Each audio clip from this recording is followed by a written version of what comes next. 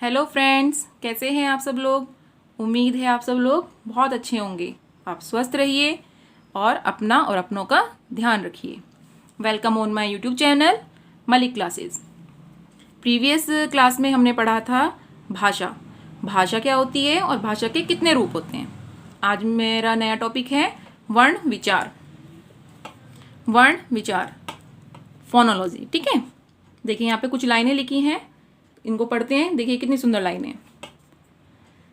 वर्ण या अक्षर नाम है मेरा, वर्ण या अक्षर नाम है मेरा, खंड ना होना भाव है मेरा, भाषा की सबसे छोटी इकाई, भूल न जाना मुझको भाई। देखिए वर्ण के बारे में कितनी सुंदर लाइनें लिखी हैं कि सबसे छोटी इकाई हूं, मुझे भूल मत जाना। ठीक है, चलिए अब हम जरा वर्ण को देख लेते हैं।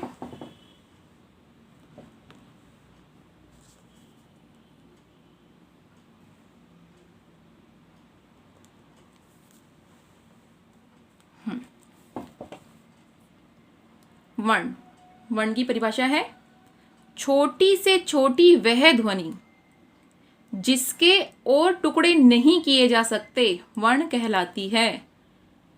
छोटी से छोटी वह ध्वनि जिसके टुकड़े ना किए जाएं, ना किए जा सकते, उसे वर्ण कहते हैं। या फिर इसकी एक और दूसरी परिभाषा है मुंह से निकलने वाली वे ध्वनियां जिनके खंड नहीं किए जा सकते वर्ण या अक्षर कहलाते हैं।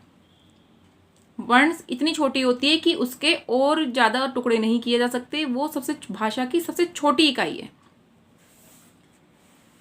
देखो वर्ण के ग्रुप हैं, वर्ण के 3 ग्रुप हैं, स्वर, व्यंजन, आयोगवा। स्वर, व्यंजन और आयोगवा।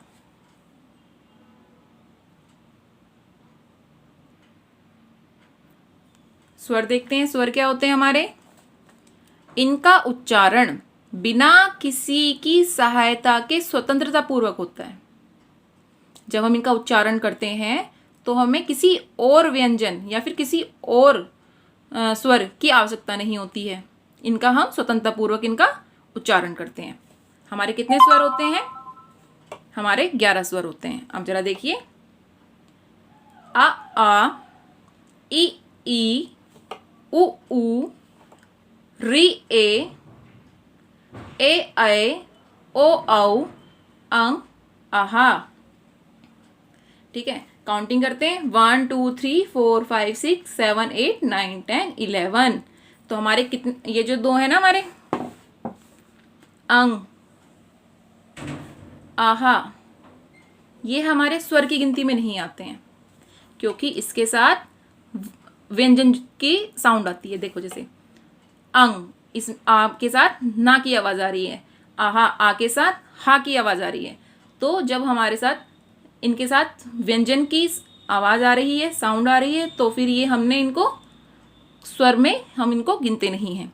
ठीक है, तो हमारे स्वरों की संख्या कितनी है, 11। और अंग और आहा हम इनको व्यंजन में भी नहीं रख सकते हैं, इनकी गिनती व्यंजन में भी नहीं होती है और स्वर में भी नहीं होती है। तो इनको हम रखते हैं आयोग वाह। आयोग वाह हमारे कितने होते हैं, 2। स्वरों की संख्या कितनी होती है, 11। आयोग वाह हमारे होते हैं 2। कौन कौन से होते हैं, अंग और आहा। व्यंजन पढ़ते हैं। व्यंजन, जिन ध्वनियों के उच्चारण के लिए स्वरों की आवश्यकता होती है उन्हें व्यंजन कहते हैं। यानी कि जिन ध्वनियों के उच्चारण के लिए हमें स्वर यानी कि आ, ई, उ, औ, इन स्वरों की आवश्यकता होती है तो उन्हें हम व्यंजन कहते हैं। व्यंजन की संख्या 33 होती है। व्यंजन की कितनी संख्या होती है, 33। हम अपने व्यंजन पढ़ लेते हैं जल्दी से। का, खा, गा, घाना, ये हमारे किस वर्ग में आते हैं, का वर्ग में आते हैं। और इनको कौन से व्यंजन बुलाते हैं, इनको कंठ्य व्यंजन। ये हमारे कंठ से निकलते हैं, इसलिए इनको कंठ्य व्यंजन के नाम से जाना जाता है। इस वाले ग्रुप में आते हैं ये। चा, छा, जा, झा, ना, ये हमारे चा वर्ग के व्यंजन है, इनको हम बोलते हैं तालव्य व्यंजन।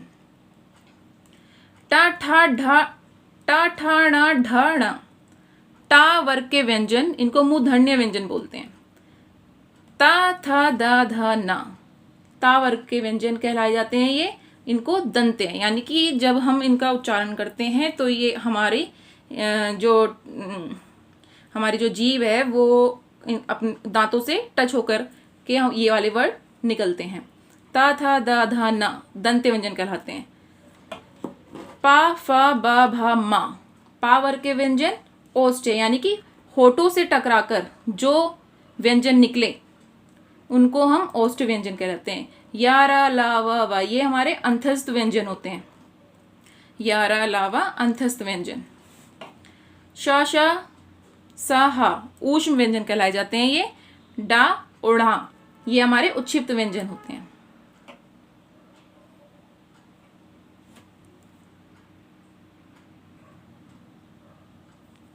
हमारे अन्य वर्ण भी होते हैं, जैसे कि संयुक्त व्यंजन। संयुक्त व्यंजन क्या होते हैं? संयुक्त व्यंजन वे हैं जिनका निर्माण दो व्यंजनों के संयोग से होता है। जो वे व्यंजन जो दो व्यंजनों के संयोग से, यानी कि दो व्यंजनों को मिलाकर जिनका निर्माण होता है, उनको संयुक्त व्यंजन कहते हैं। इनकी संख्या कितनी है? इनकी ये गिनती में आते हैं 4 संख्या। कौन कौन से हैं जरा देख लेते हैं जल्दी से। ये छा त्र ज्ञ श्र, छा किन दो व्यंजनों से मिलकर बना होता है? का जमा श। त्रा के कौन से व्यंजनों से मिलकर बना होता है? ता जमा र। ज्ञ जा जमा ना, श्र शा जमा र। तो जो दो व्यंजनों से मिलकर जो व्यंजन बनता है उन्हें संयुक्त व्यंजन कहते हैं। इनकी गिनती, इनकी संख्या 4 है। ठीक है, इसके अलावा हमारे और वर्ण हैं, जैसे कि अनुस्वार, अनुस्वार, अंग, आनुनासिक, आ, विसर्ग, आहा, ये हमारे अन्य वर्ण कहलाए जाते हैं। तो आज हमने क्या जाना, देखते हैं। भाषा की सबसे छोटी इकाई वर्ण कहलाई जाती है। वर्णों का व्यवस्थित क्रम वर्णमाला कहलाता है। आज की वीडियो में हम इतना ही पढ़ेंगे और अगली वीडियो में हम इसके आगे का जो रहता है वो करेंगे। स्वर, व्यंजन, स्वर के कितने भेद होते हैं, व्यंजन के कितने भेद होते हैं, ये सब हम नेक्स्ट वीडियो में जाएंगे। जब तक आप अपना ध्यान रखिए, स्वस्थ रहिए और प्लीज़ मेरे चैनल को सब्सक्राइब करना ना भूलें। बाय।